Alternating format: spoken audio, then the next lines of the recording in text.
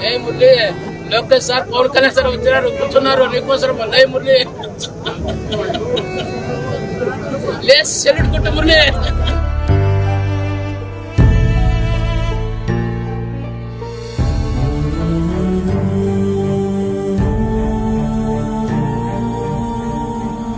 నాయకులందరూ పిలుచుకుంటే నేను